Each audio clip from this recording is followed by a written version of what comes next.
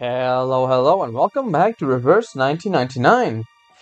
And today we are doing a shadow. Wait, I'm actually kind of scared of doing this. Poor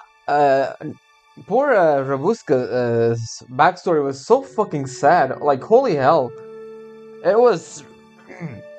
I think it was the most messed up backstory any character from this game had up until now. But I'm kind of curious what they're gonna do with it. So, without anything else, let's go ahead and start with the survey. She's a blood tinge, yeah. She's a healer. She's a healer, okay. Je préfère pour vous.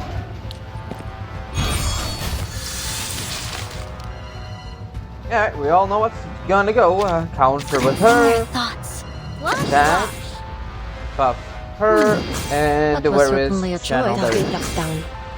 The path will become clear. Come dance with us. Our blood will burn. By God's grace. Alright. Prep included. Won't be pulled. A short hit. Don't waste your time. The enemies of peace shall be stamped out. Won't be pulled.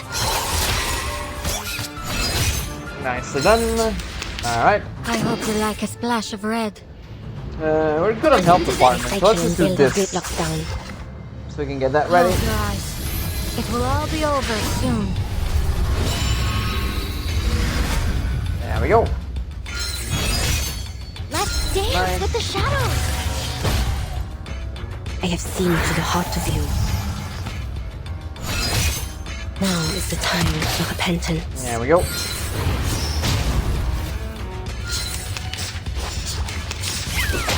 The enemies of peace shall be We're stamped good. out. Now is the time Good. for repentance. A short hit. Don't waste your time. Nice. Alright, let's go ahead and do a heal. And let's do the rest. Buff her up. The destination. Enter the gate Let's and go. see the light. That's actually impressive. A lot of healing, actually. Big smile.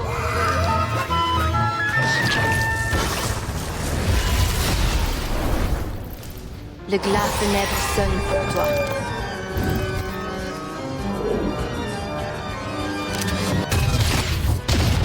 Nice. Alright. Time for a massacre.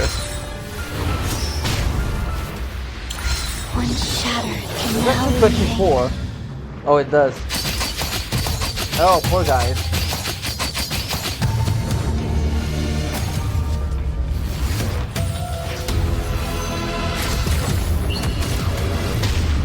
Yep, everyone's dead.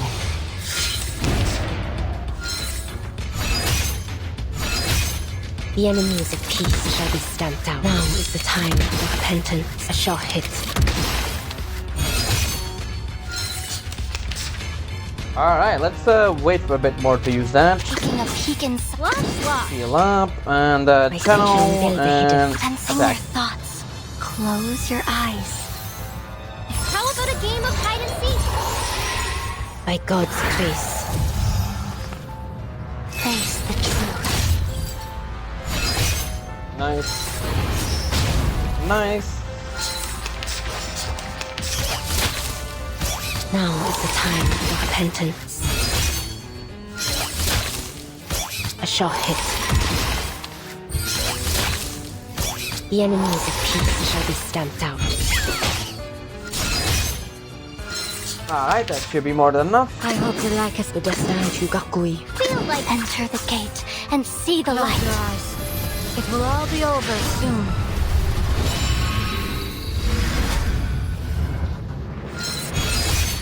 Le glas funèbre sonne pour toi.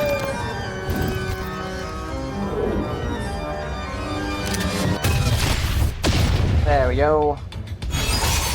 Now, give us a big smile.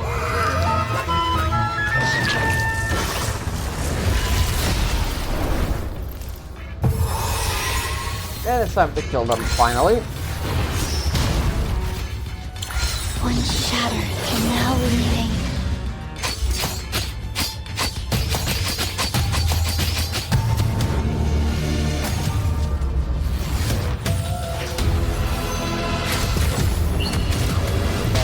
everyone's gone. A worthy victory. But the fight. Alright, nice. Onward to the story.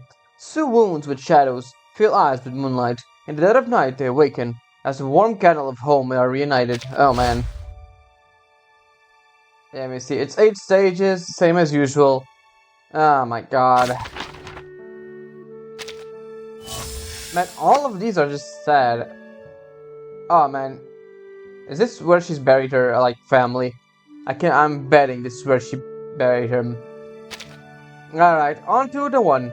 Stewardess in training. So I'm guessing this is like after the story, huh?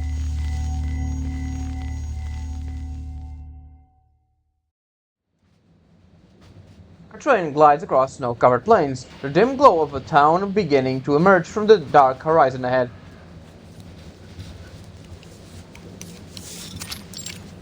The Danube dawn. Danube. Stay still. Eh.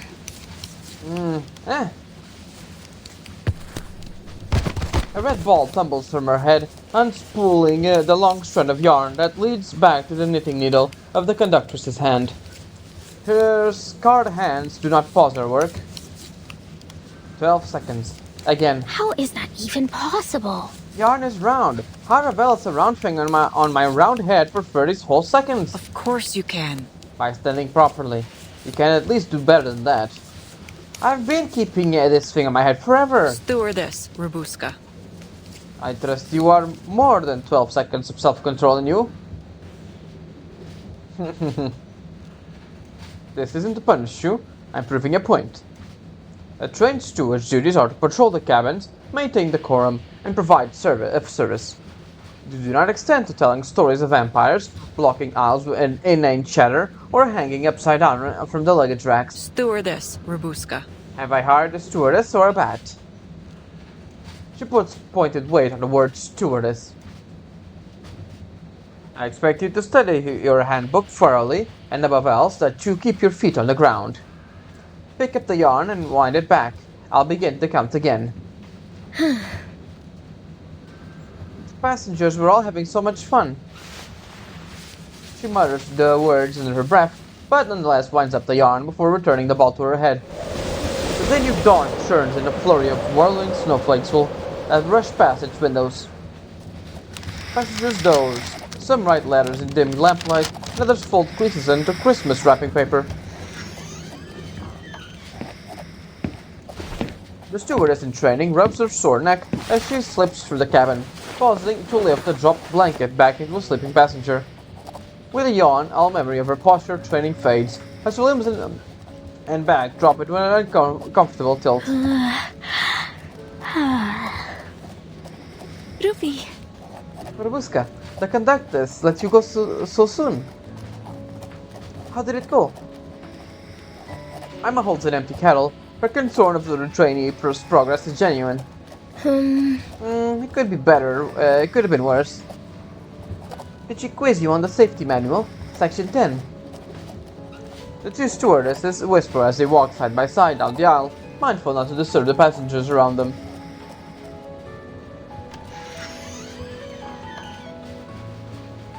Tomorrow she's gonna have me balance too. How is that even possible? Doesn't make any sense. Emma, did she ever make you balance yarn? Huh? No, never. But I have helped the conductress wind her yarn when she's busy. No matter how late work runs, she always finds the time to knit. The young stewardess drops her gaze as if caught in a peaceful memory. She's always knitting anyway. Don't tell me she's planning to make planning the whole train a scarf. Her companion can't help but giggle. She has much to handle in the day. The Danube dawn won't be able to run without her. She once told me knitting is give her a chance to wind her thoughts. I'd say she's thinking about far too many things. She looks around at the room full of knitting pieces, even when the tiniest ornaments on the table are dressed in in finely stitched covers. No more hanging upside down in the cabins. Never want to balance another ball again. She always so busy, you'd think she wouldn't find time to correct all my little mistakes. Rubuska reaches her desk and pulls out a stack of letter paper. One hand rummages for the lamp and bites down on the cap of her pen and to twist it off. Is she making you copy the safety manual again?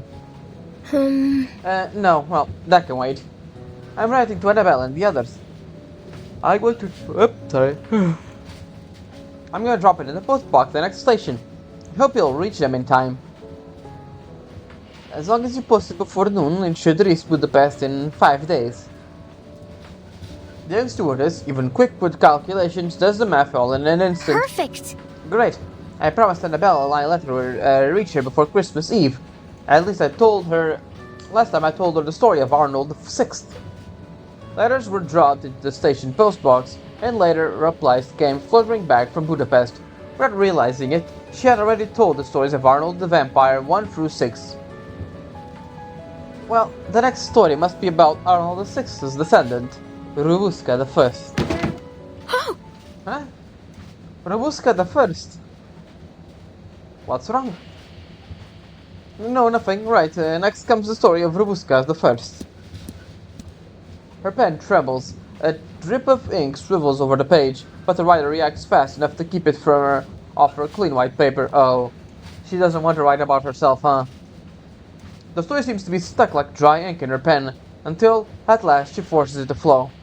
Alright then. Right then. Time to tell the greatest vampire, Time to tell of the greatest vampire in the century.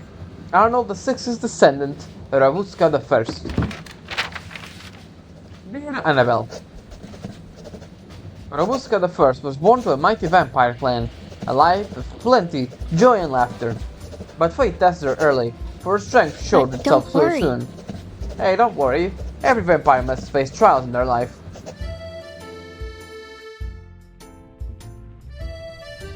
Hey, it's the Green Lake thing. My beloved, Count Arnold the Bloodthirsty, I might invite you to join us for supper. We intend to find a scrumptious human feast. Why, it will be my honor, my lady. We vampires have crept in the shadows of this new world for too long. I can already smell their fear. Oh, look who else has joined our table. Our most infamous young vampire, Rubuska. Are these actually her parents? These are way too detailed portraits to them not to actually be their parents. And this one too. Another shining representatives of the new generation. Alright, so it's her actual family. Another shadow to linger in the night, Colio, a most promising vampire indeed. What a splendid age for our kind. The smiling mother sets a plate on the table, covered by a worn cloth. On them, a spoonful of beans, sauerkraut, and a chunk of boiled potato. Wow. Oh my god, he's cute too. Young Rubuska. My lady, might I request something else, something other than these, beans? Why, my darling Buska, do you mean you don't care for these delicious tiny human livers? They're good for your growing vampire. Besides, a shadow slithers up the table's edge, forming the shape of a rabbit, then a cat, a dog, a macaw. The shadows come alive, circling Rubuska's plate, pecking at the damp gray-yellow beans. See how the shadows can love them? Now, Feast, would Rubuska, darling. It would be impolite to refuse such a bountiful gift. It's okay, so it runs in the family, the shadow, arcade school. Indeed, like the Rubuska, I know you must long for the days when you will lounge in the finest silks and sup only on the most tender cuts of flesh. But the strong vampire must have a rich diet, including these tiny livers. Come on. You're right, my lord. Much better, my darling. You must sup on more than blood alone to sustain our immortal life. Savor all of life's many colors and wonders, my dear. My dear children. Eat well, my children. The glow of our arcane skill fades, the small shadows slink back into the threadbare tablecloth.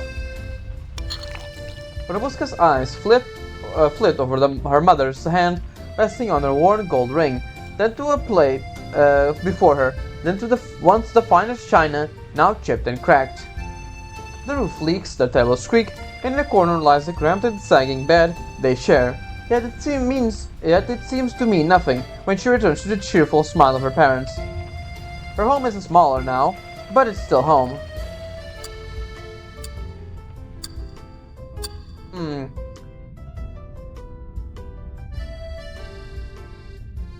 I wonder if they were like rich, but then fell in hard times and had to move to a smaller house. I wonder if that's what happened. It's the still night. Arnold the Fifth prowls this land. The beast awake from their slumbers, sniffing out outstretched hand, knowing his strength with his injustice. Tiny shadows flicker again in the warm, grey corner. Black silhouettes of animals, hopping merrily through the dim room. They sing and dance. They leap and call from dusk of the breaking of daylight, and Arnold roams with them, bringing peace to all beneath the canopy of the twilight. The children watch as a shadow theater performance as they huddle together beneath the covers, lulled to sleep by their mother's gentle voice. Oh no, but the sweet weight of sleep is ripped from them with a hammer of a gunfire. Mama, it's starting again. Shh, children. We must stay quiet. Will they leave? Her voice is near only a whisper, tinted in fear. The gunfire erupts again, closer now, so close it seems to pierce the walls of the tiny sanctum, yet even the whisper is enough for her mother to clamp a hand on her mouth. The enemy has occupied their town. Sleep now, child, sleep. The hammering continues, never frequent enough to become a rhythm, never rare enough to settle. She presses her hand over her daughter's eyes, her wavering voice whispering a promise of that neither believes. They'll leave soon. Very soon.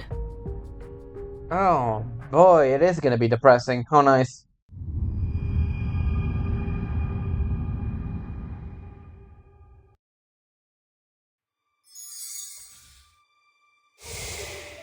Stage 2. Fate's bitter beans. Bye.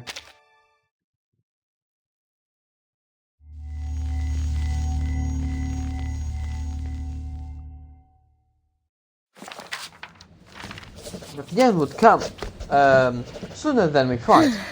Count Arnold the Sixth and the Countess have, for now, fallen asleep.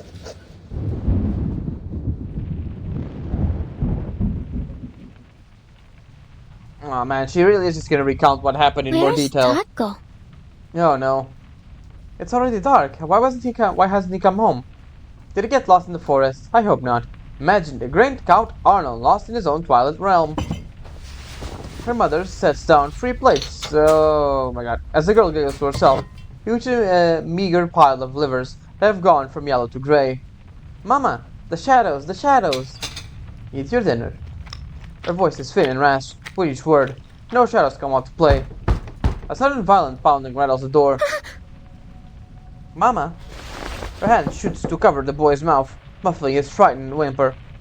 Rubuska, quick, take your brother and hide. Shh. Not a sound. Don't you dare make a sound. The words come out a sharp breath. Her voice twists in terror. The pounding at the door grows louder. Kolyo, quiet, quiet. Mama! Come with me. The woman's steps are soft and shaky as she moves towards the door. Rubuska throws open their small wardrobe and tucks her little brother inside. Don't make a sound. Not a soul, Kolyo. Not a single sound. Sister. His eyes brim with tears as he shuts inside the cramped darkness. There's no time for her to find a place for her own, so she crawls beneath the sagging bed. The door gives way with a crack. Wind, the stench of gunpowder and the smell of blood pour into the one-room house. Night patrol? Who is in that house? Just me. If anyone from the militia hiding here, answer honestly. I don't know anyone in the militia. Please, you're looking at the wrong place. Oh, fuck. Ah, my god.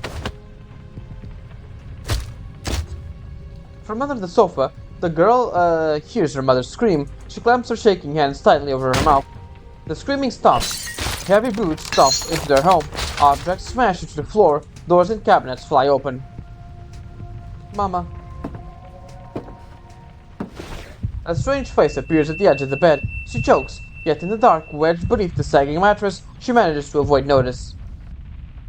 2 children, frail from hunger, squeeze into an impossibly tight spaces, escape their search, and by that, escape capture. Nothing. The bastard got away. Shoot!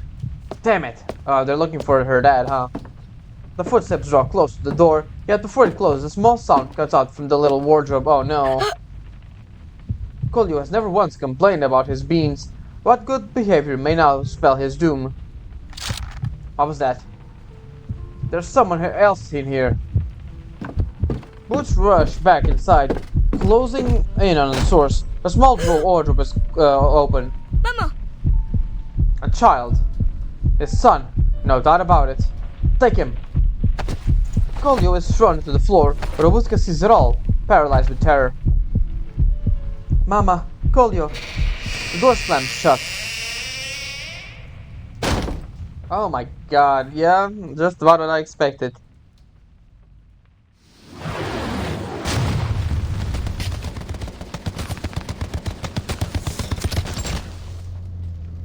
Street combat zone. The militia launches a final desperate effort against the occupiers, but disorganized and unprepared, their attempts at liberation turn into a final massacre. Rubuska staggers over with the once familiar field towards an outcropping of waiting bodies that stare at her with vacant eyes, until in the distance she spots them. Her parents kneel together before a line of men holding rifles. Dad! Mama! Rubuska! Mama! A soldier forces her mother back to the ground. She runs faster towards them. Rubuska. Rubuska! Run! Mama! I don't want to. Ugh. Her mother's eyes are two black pits. Muscles twist across her face, an image of dark horror, robbing every trace of warmth from her face. She freezes in her step. She wants more than anything to run towards her parents. She doesn't want to listen, yet her body does what her mind cannot. She feels herself stumble back, adrenaline surging through her veins as she turns and runs. Bullets pepper to the ground around her, throwing up the clouds of dust, followed by another deafening blast.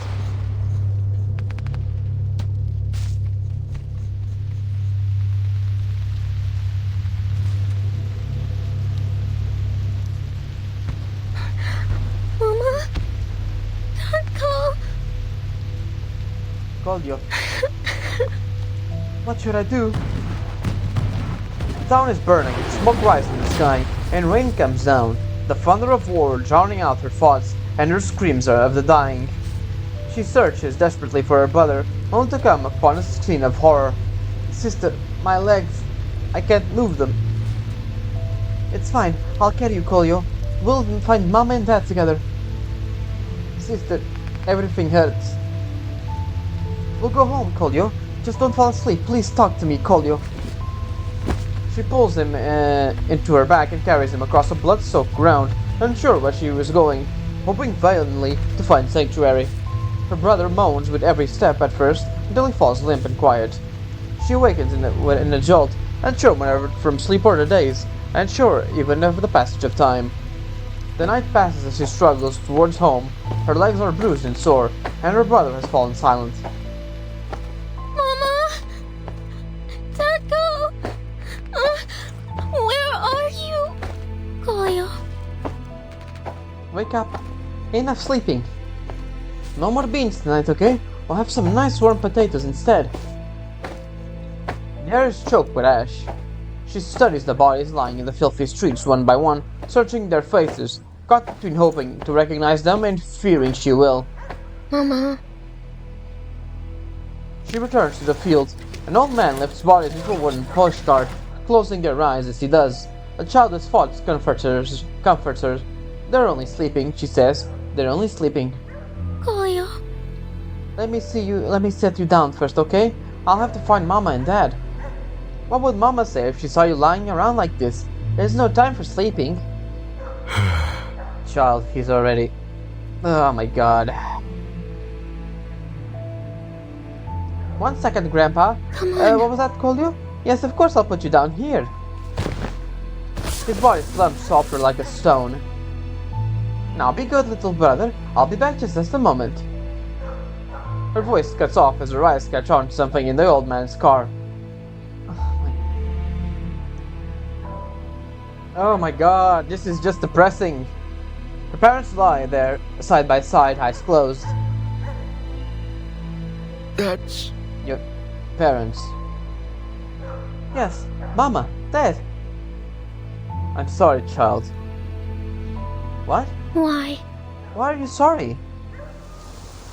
The words come out blank without a tinge of emotion.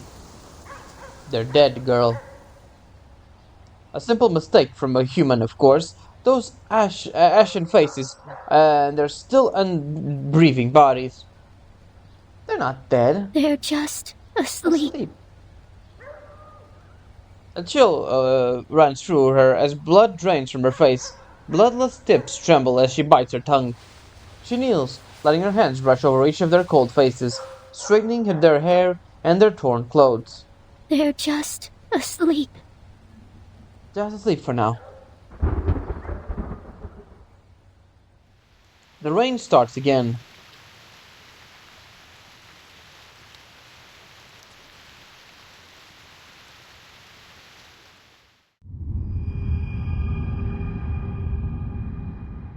Oh man. Good lord.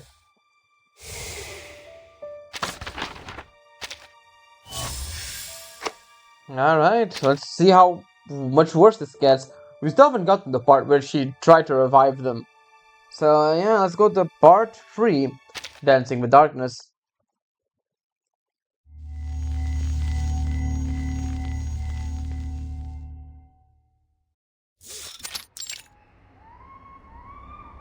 Yep, here we go.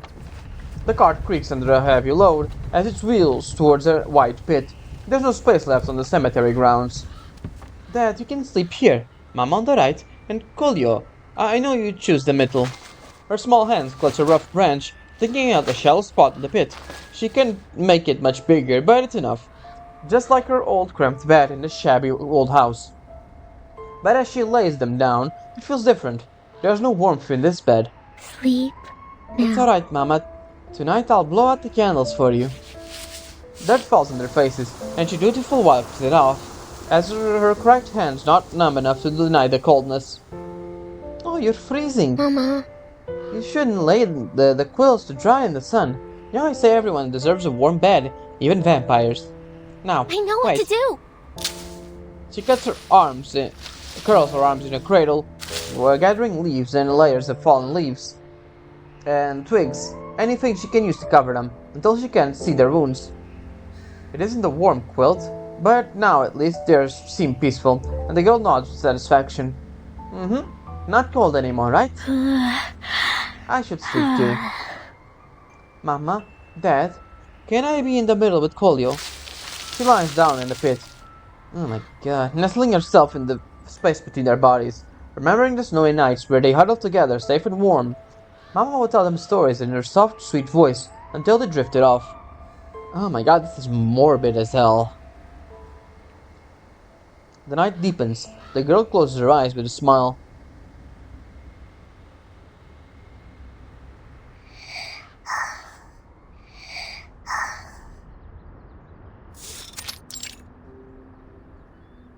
Rubuska! The birds are pecking our crops. We'll see about that. The girl skips forward, then breaks into a dash over the field, starting a flock of birds.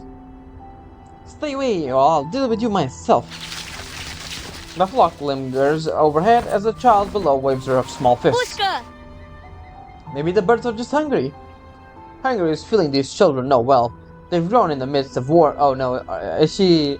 Now and then she's gonna scare the birds away from eating their parents. Kolyo! I remember that. But we can't let them eat. They leave nothing for us. Maybe once the harvest comes, we can share. But not now. Go on, stay away from my crops. The flock splits into smaller squadrons. Diving back to the field, the children run hard, screaming and yelling to drive them away. Kolyo, swing your arms, don't be afraid. Sister, they're pecking me. I'll help you. Get Go off away, them! go away, Go stop away! eating. Oh yeah. Rubuska scrambles to protect her brother. If only you were 4 of me. 4 of me? That's it. She puts out her flute and blows a note. Shadows rise up from the ground. Kolyo, don't be afraid. I'm here to help. Bushka! Ah, your shadow is so tall. Where's Rubuska and Dad? There's Rubuska and the Dad and a Mama and even another Colio. Uh-huh. I can't make it that many. Damn you birds, even pecking at shadows. A sharp, acrid stench jolts her awake. Uh, Goyo. Mama.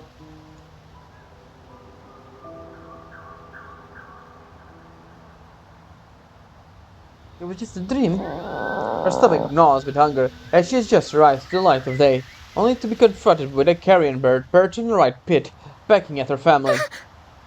Ugh, yeah, I just about what I expected. No, no, away! Get off them! Go away! She screams, flailing her trembling arms at the bird. But the bird fights back, beating its wings and stabbing at her with sharp beak. Ouch! No! No! Staggering to her feet, she is seized by a stone. She's a stone and hurls it at the bird. Don't hurt my mama! Get Don't off you them! ever do Go that again! away! Go away! Go away! The bird dodges the stone and veers away, circling high above the cemetery. Rubuska stands frozen in place, stunned. Reality presses in, inescapable. Mama? Don't go! Goyo, Oh my god. don't go! Don't leave me alone here! You need to bury them, child. The old man lowers his cart. Another pile of dead, taller than the last. The old man is hunched over, having exhausted his fading strength. Mary? Yes. Yes, their bodies have already begun to, But they're just sleeping. She tries again, desperately, to plead for her family, not wanting to hear that awful word again. Ah, you poor thing. I know it's hard to admit it. They're never opening their eyes again. It's the same for all these others. No, no, no, no, no, they're not the same. they're different! She leaps up to protest, but her weakness pulls her back to the ground. We're vampires. We can't die. I can prove it! The girl pulls the flute from her pocket, fingers trembling as she blows the first note. Following her wavering melody, the shadow slides down the pit, then rises from the cold bodies, taking on three familiar forms. Oh my god, is this what in her trailer the song is that she revives all dead people? It's basically like this, they're just shadows. Buska, my darling, why you look so afraid, so sad? Lady Rubuska, do you know this is an eternal sleep, but only a trial? Of course, a vampire's strength must be tested. My child, we need you. You need to rouse us from our slumber, to rouse us from the darkness. Sister, hurry, free us. Don't let these birds peck at us anymore. Rubuska, my dear Rubuska, my lovely girl. Mama loves you most of all. Dearest Rubuska, you must not forget us. Mama, I promise! Dad, I promise I won't. Kolyo, I'll never leave your side. Those birds will never dare touch you again. She swears each promise in turn, but before her words are even finished, the shadows scatter, melting away. See? They can be dead. They can speak. They're here. Death can never touch us. Never. Mama, Dad, I Kolyo, promise! I'll find a way to wake you. Oh man. Ah, child. If thinking this way helps you bear it. He looks down at the poor Arcanist child who has lost her entire family. There is no point in trying to comfort her. He just takes his cart again and trudges away under the weight. Fucking hell, man.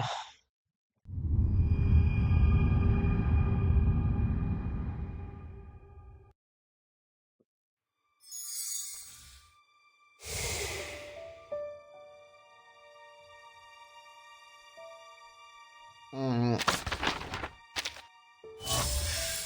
Let me see. Shadow Theater, what I was lost, found, united, buried, resurrection, and by blood, I swear. Man. Alright, let's keep going.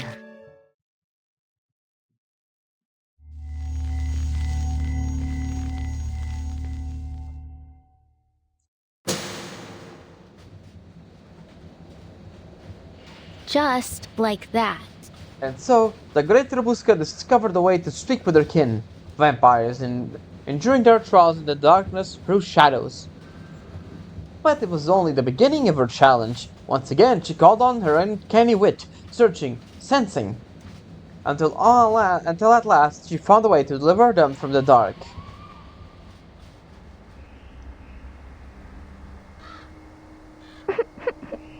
Oh, other people. I won't run off again. Please wake up, Mama. Please.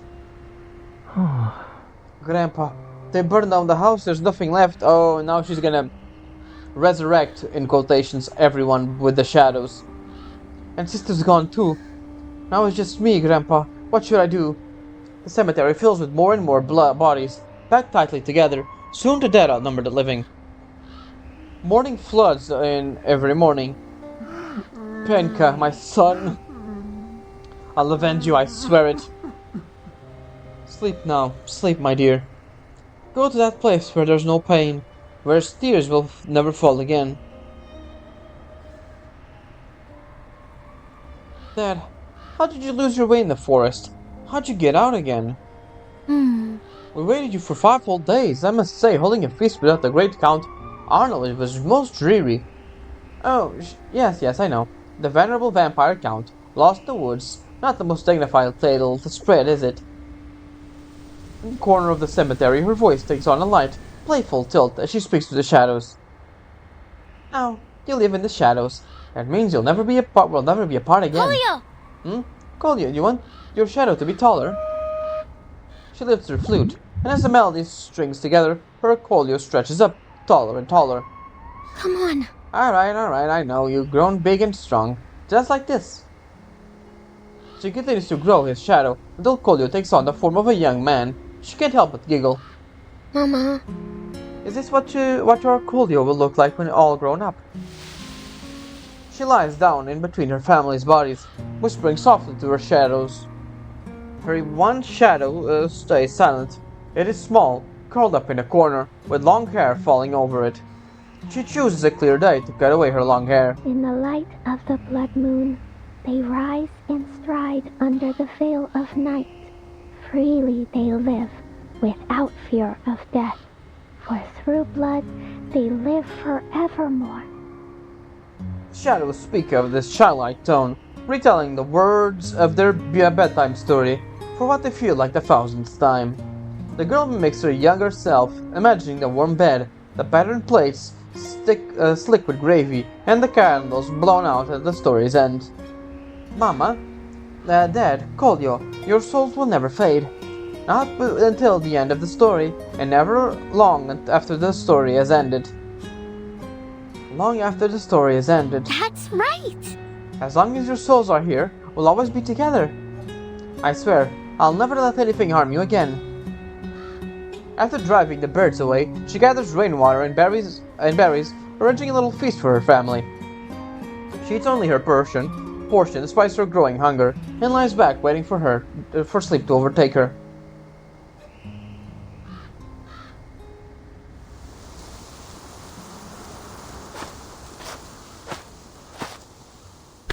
No. Wait, this one's still alive. There's a girl sleeping here. My God. Poor thing. The firelight breaks a patch of the night. The sleeping girl stirs awake at their voices, sitting up warily. You. Huh? What do you What want? do you want? He sits covered in mud and dirt, hugging her knees, cheeks sunken, eyes like black hollows. Child, You should. I think it's time to say goodbye to your family. Just as we must too. Pray for them, won't you? Pray their souls have already found peace. The torchlight wavers in their closed eyes. Their bodies are still enrotted, but she cannot accept the plain truth. You're wrong. Their souls are right here. Child. The woman's voice is calm and nurturing, yet Rubuska pierces the night with a sharp note as a familiar desperate melody follows, and black shadows rise again in the night. In the glow of the flames, the outlines sharpen, the living figures standing over the lifeless forms.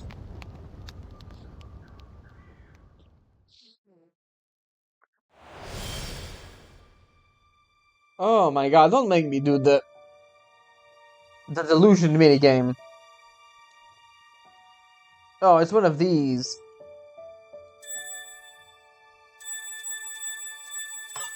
No, I know, not that one. Over here.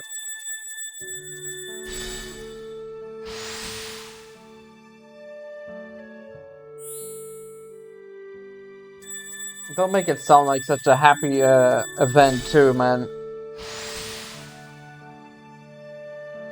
Good God, this is just really depressing.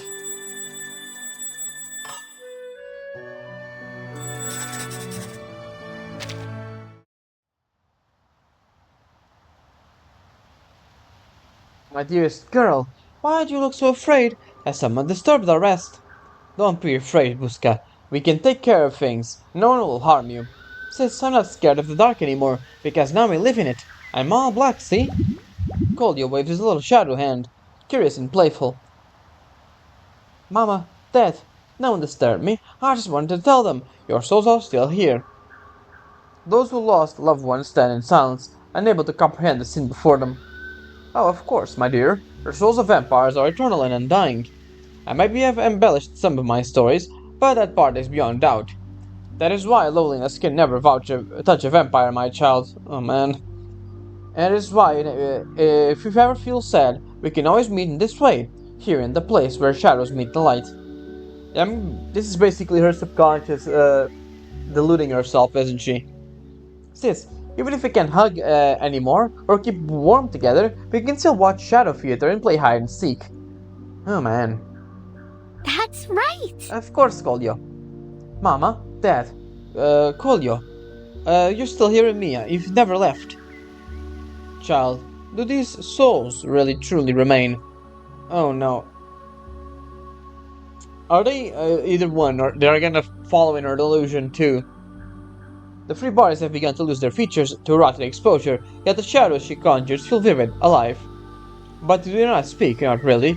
She only shapes their voices with her own, mimicking their tones, as if all three souls were speaking from within her. We are a vampire family, you see. And we just temporarily stepped into the night. But our souls can never be parted. Pale and dizzy with hunger, she still speaks with total conviction. Then could you help me? Could you bring my child back? Let me see her again. Oh yeah, they're following her in her delusion, these poor people. Oh, my Milena. I just want to see her one more time. She was gone before I could say a single word. She buries her face in her hands, weeping. And my Penka. His body wasn't even whole when he died.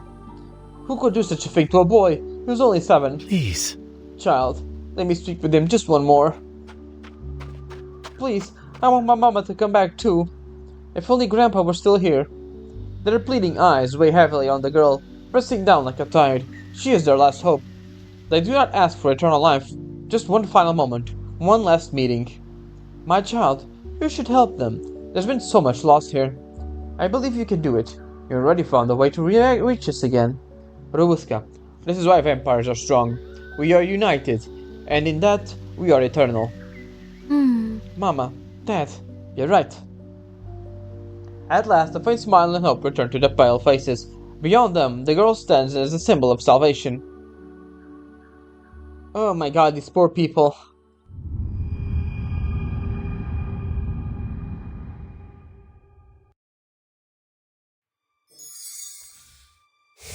Good god.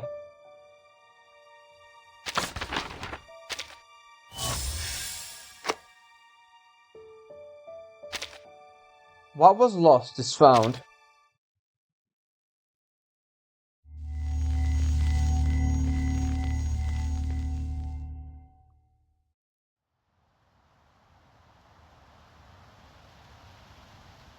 One, two, three, 4, 5, 6. She takes on the burden, counting softly with a solemn expression. To call back souls that have stayed in the dark. Sorry, I must understand them. And souls hide in shadows, so there must be enough light. When the moonlight hits their grave, they'll find their way back.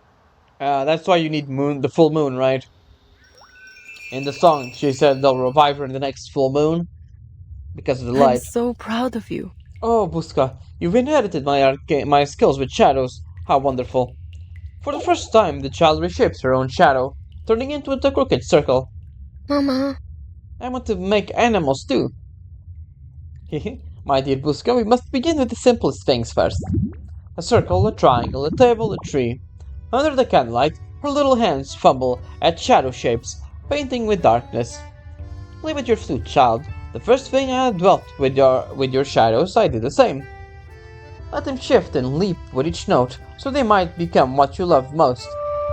The girl blows a note, then another. On the wall, shadows jolt in the broken melody, hopping with every sound. Very good, Buska. Wow. This is so fun, Mama. That's Kolyo. That's Dad. She plays her melody, bending the light and shadow, shaping all the things she loves most. And last is Mama. Mama. Oh dear Buska, do I really look like this? Mama's face.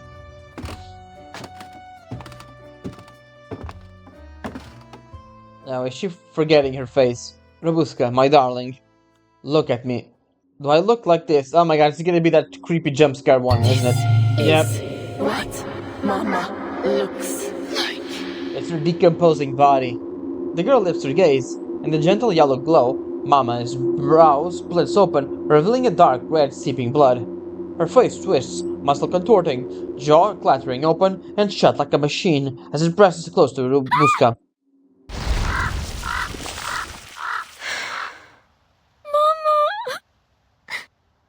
Moonlight pours into the cemetery.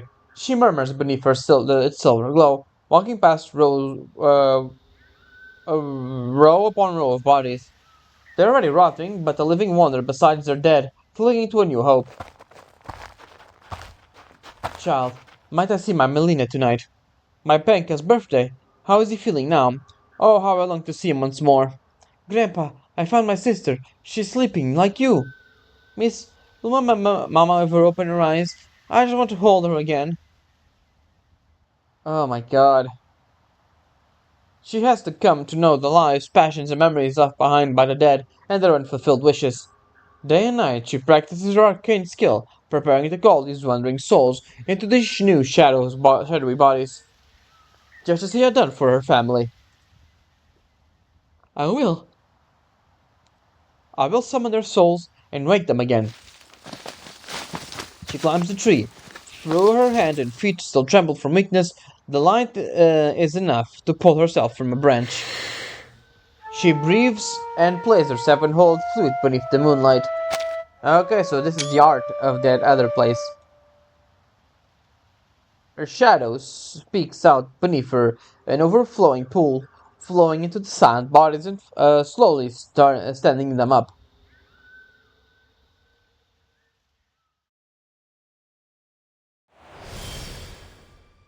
Restore the shadows of the departed. Oh my god, you see a little bunny. God damn it.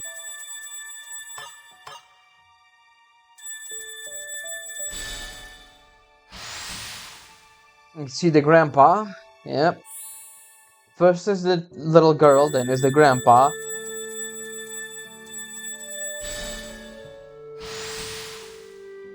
Then it's the mom. And the last one is Penka. I know that name. The little boy. Oh, I think this is the little girl. The boy was the one, the A one. Okay.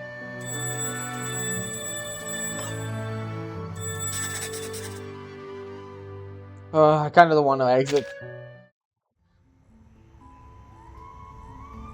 There is everyone.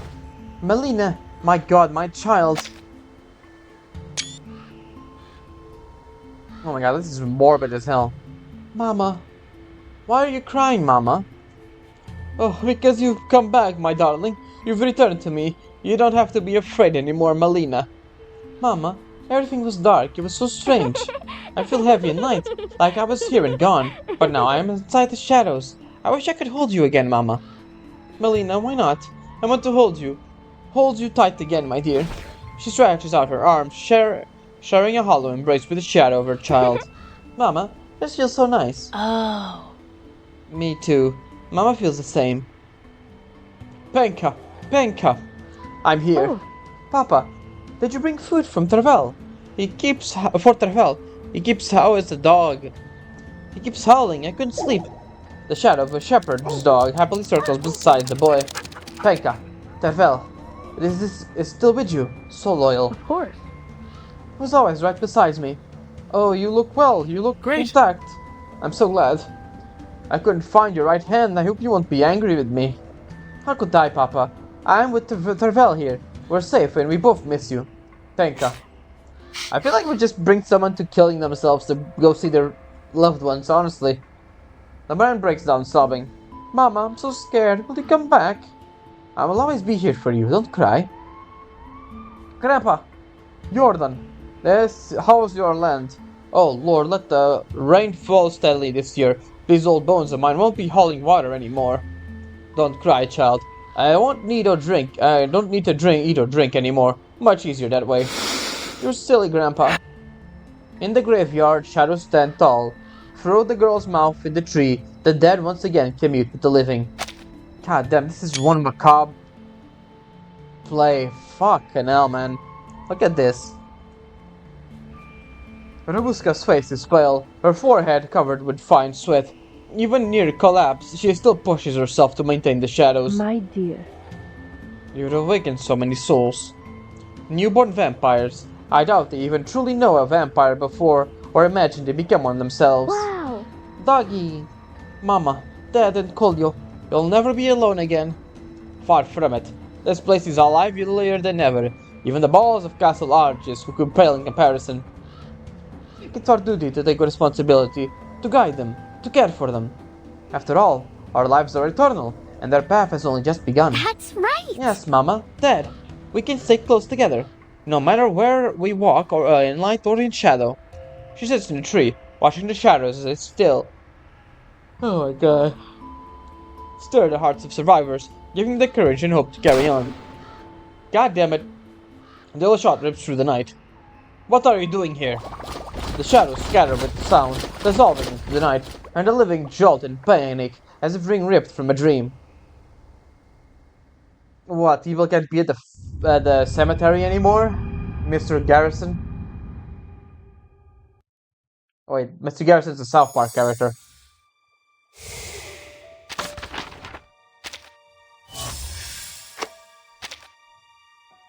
Oh man, okay, we're almost there, just one final push.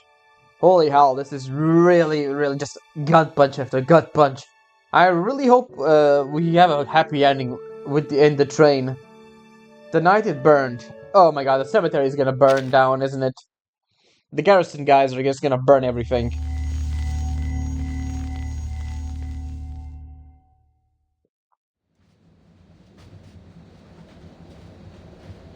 Just like And that. so, the great vampire Rubuska began gathering more companions.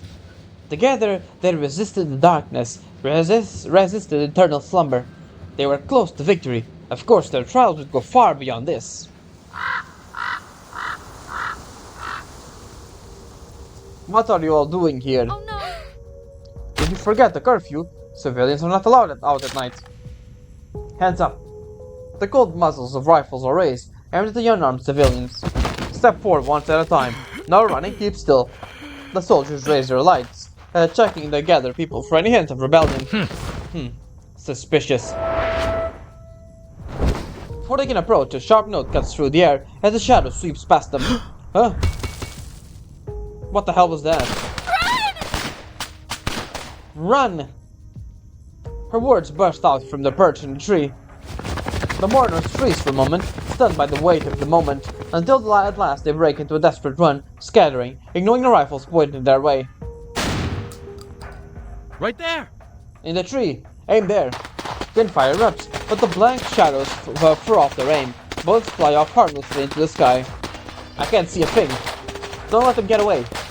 The soldiers chase their shadows as they dart in every direction, giving the civilians precious time to escape. Damn it. Commander, I think there must be the bodies of their families. They're rotten, disgusting. They've just been here watching them. The graveyard reeks of rot and death. The soldiers roughly prod at the corpses with their boots. Yeah, just what I expected. Burn them. Burn them all! The decayed bodies are piled together. Fire catches on cloth first, then hair, then skin. Flames roar high, smoke billows up until it swallows the pale moon. The graveyard grows blood red. Wait for them to return. We'll stage a lovely reunion. And everything's gone.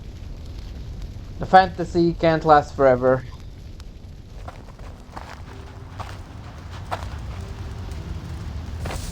Melina, my child, I'm sorry. Mama, Shoot! a pack of devils, them bastards. They'll burn in hell. And my son. Grandpa, fire's burning again. Just like when they burn our homes. Now they burn you and sis too. Everything's gone. The air fills with grief, hatred, and pain. Rubuska retreats into the forest as the fires devour what's left of her family. The rising flames turning the graveyard into a hellish scene. You can't just burn away the souls of vampires. No fire ever could. She affirmed these words with complete conviction. They don't need their bodies. Nothing can destroy them completely. Because their souls have entered the shadows, and shadows can't be destroyed. In the light of the blood moon, they rise in stride under the veil of night. Freely they live, without fear of death, for through blood they live forevermore. She lifts her flute to her lips. Firelight dances across her face as she plays the tune as it flickers. Black shadows rise. 1, 2, 3. They stand in silence, remaining beside their loved ones in another form. Her song becomes a requiem, mourning the perished and their homeland left in ruins.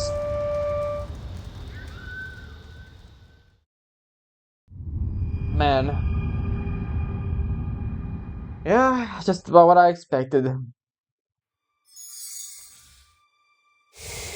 Resurrection. Home stretch now.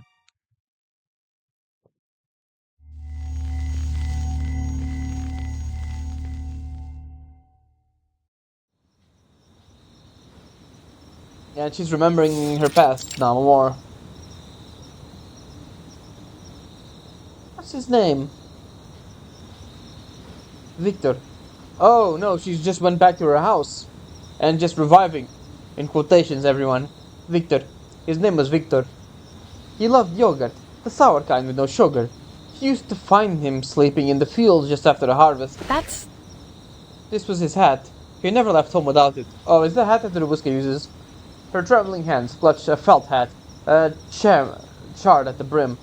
You can't really bring him back, can you? The girl raises her flute to her lips and breathes a short note. A small shadow rises, slowly wearing a hat. God above! Victor! My child, oh.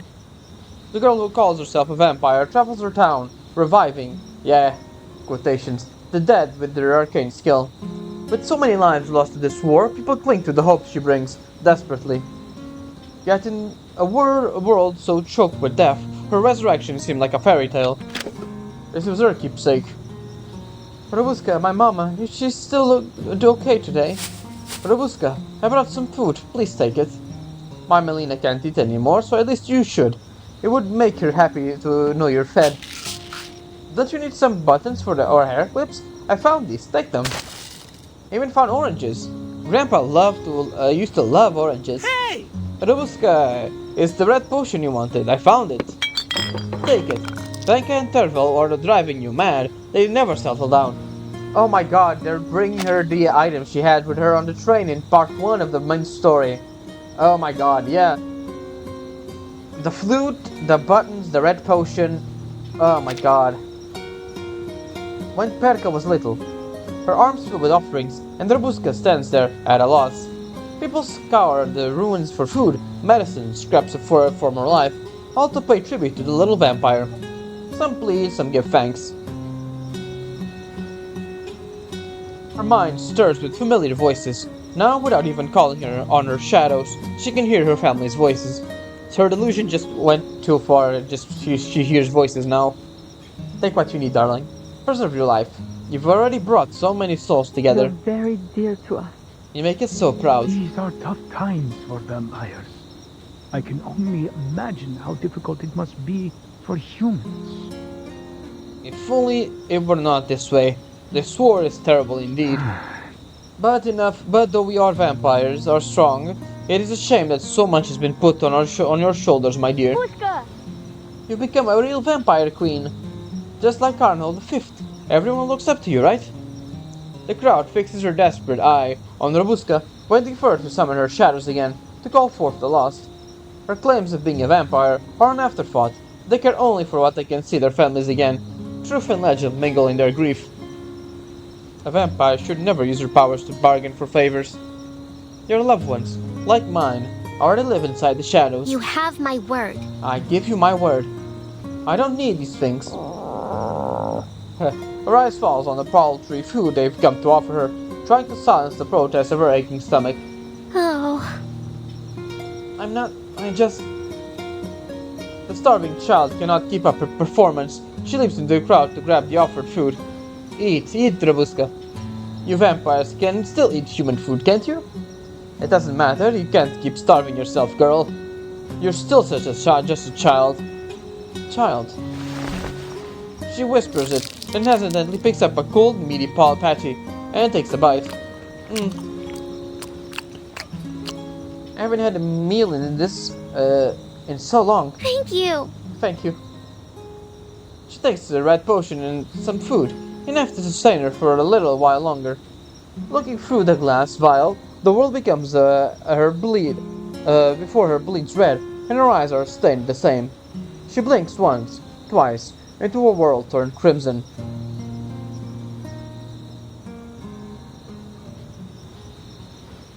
Is this how her eyes turned red? Because of the red potion. Who is this Rubuska? The one they claim they can raise the dead. I heard that. All I know so far is that she appears around grieving villagers. The captives won't say where she is, but this resurrection thing, they really believe it. Why don't we just kill some of them then, to bait her out? She's been clever so far, and those shadows. We've lost our share officer to the militia. Perhaps Rubuska can bring them back. Of course. We have to find her. We're ready, sir. Fucking hell. The officer grinds his boot in the dirt, raising his voice. You had the right idea. If she shows up where people die, then just need a few corpses. Bring them here. Oh my god, it's gonna be the people there's gonna be the people that've been giving her food. That's why she leaves and goes into the train later. Yes, sir. That won't be necessary. A figure steps out from under the dark tree. It's true. I can bring the dead back to life. Oh, thank God. They don't need to kill any more people. But Only a vampire can be reborn. So when they return, they'll return as vampires. No matter what. I don't care what they turn into as long as they can be of use. He signals his men with a glance. A pistol lifts quietly under her small feet. Little girl, if you give us what we want, then we will reward you. Reward? What reward? Whatever you want, girl. I want... Her words cut off, as if sinking into a greedy kind of thought. Bang! A bullet burst from the barrel, fluttering into the dark night. The shot is true. The figure beneath the tree drops with a groan of pain. Grab her. Bullets scrape hard against the ground. The soldiers rush in, but all they can find is a fading shadow. A vampiric resurrection can only be done on a bright night. Her voice changes direction, echoing from far away. I will wait for you there on the next full moon. Don't forget to bring the reward with you. Oh boy, what is she doing? Is she gonna get revenge for her family, or what is gonna go down in the last chapter?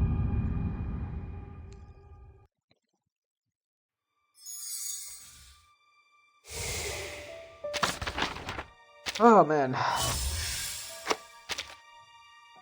By blood I swear. The last part.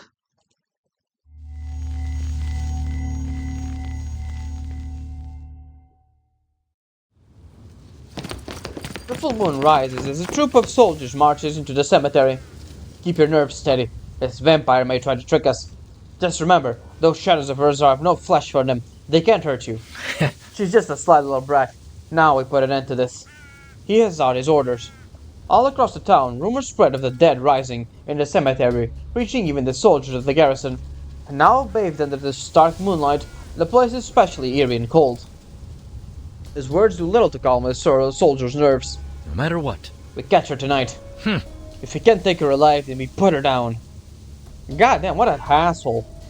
His face twists. His voice is a snarl through bitter, gritted teeth. A single flute note slips in the silence. She's here. Don't panic. Find her. The sound of the flute grows closer. The soldiers scramble to find its source, only to find something far more terrifying. Shadows surge like giants, towering in the cemetery. They close in, looming over the soldiers below. They grow until the cemetery is consumed by darkness. Stop! Steady, men! Do not shoot! His voice is drowned out by the music and the panicked murmur of his soldiers. The dark figures looming above them suddenly crash down, forming into different shapes, covering every surface of the graveyard. Becomes a pitch-black hell. A hell which of their worst nightmares are magnified. Oh, we're gonna make their nightmares? Here we are. Restore the shadows of the vampires.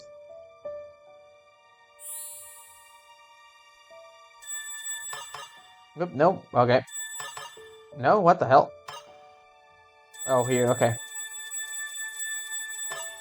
Oop, nope. Nope. Here, okay. No, really? There we go. Nope.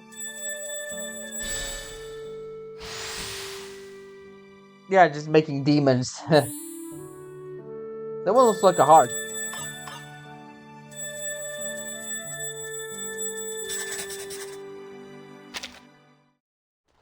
She's gonna scare the soldiers after that, huh? Help! Demons! Demons! Gunfire cracks, bullets shred in the dark, but find no purchase. Stop! Hold your fire, they're only shadows. You'll never become a vampire. The officer keens his ears, trying to find the source of the voice. He fumbles for his pistol, but finds his hand trembling too much to aim You'll it. only die in terror. The moonlight will burn your skin. The darkness will devour your soul. And even in death, you'll never find peace. You'll be cursed, tormented forever by the endless longing to be what you never can. God damn, Rubuska. We'll go off. I swear it. The officer empties his pistol into a blind panic. Silence. The shadow stands unmoved among the graves. What's wrong? What the hell? They thought that they had heard wailing cries, now only silence. The soldiers pant, guns still raised, ears straining. Only the wind answers.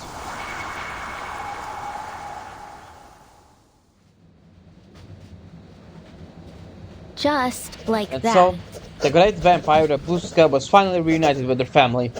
And they had more companions. Together they guarded their land so that no one could trespass there again. Once peace had returned to her hometown, Rubuska sensed a greater calling.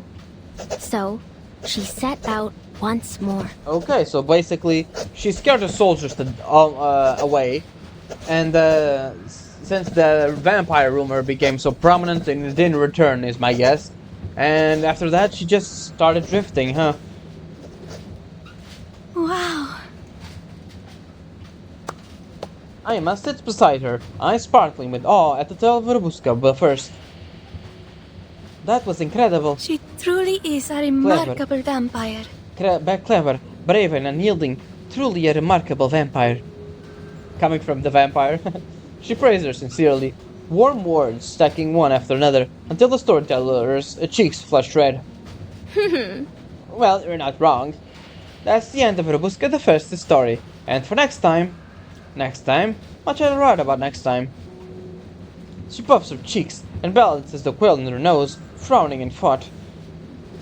It's obvious. Now I must tell them what happens to Rubuska the First next. Oh! Huh? Next?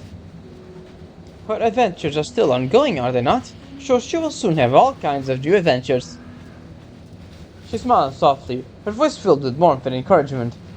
Yeah, there we go, Rubuska, you have a new family now. Huh, you're right. It's time for a new story. Oh, Aima! Right! She pushes a written letter towards her, her tone pleading and serious. This letter. Will it help me make it better? You've already taught me a lot. I fixed all those spelling mistakes I made before. How did I do this time? Is it any better? She gazes at her friend with eager anticipation, but Ima simply slides the paper back. I don't think it needs any edits. This is your story. The story of Rubuska the vampire. It is indeed. You should keep it just the way it is. Ima understood this, the subtext. Honestly, maybe this was good for little Rubuska. A bit of a coping mechanism, really. Get it all out. Even if in paper, huh? Her lips curl into a smile. So sweet. It warms them both to the core. Thank you. But maybe you can take a look for any spelling mistakes. I'll check it over once more time. A knock comes at the door. Come in, please. A tall and slender figure steps into their cozy room. Isn't it a little late for you to be up? Conductress, we're writing letters. We're going to drop them in the post box tomorrow at the station. You should both be asleep. I see my training hasn't quite set in, has it, Rubuska? I do like the little electricity that sparks in her face. She presses herself flat against the desk, terrified that her special training session is about to begin. Relax. You think me a cold-hearted taskmaster, don't you? She puts two pieces of knitworks, in different colors. She knit her a scarf. I'm glad you're still up. I want to give you both my best stewardesses a special Christmas gift. Wow. The seasoned stewardess bounces on the gifts. The white shawl belongs to Ima, and the red to the newly promoted stewardess, Rubuska. Ruby. Here, Rubuska, this one's yours. For me? Mine? Conductress, all of this you were knitting for is for... She recalls how she grumbles beneath her red yarn ball balanced on her head. You should reread the section on employee benefits, Rubuska. Thank you. Conductress. She unfolds the red fabric, but rather than a shawl, she finds it drapes much lower, like a crimson cape. Aww, she made her a vampire cape. It may not be as grand as a true vampiric cloak, but it's warm and soft. Merry Christmas. Merry Christmas. Merry Christmas. Merry Christmas, little Rubuska. She hugs the knitted red cloak tightly to her chest. I'll never hang upside down the carriage again. Cross my heart.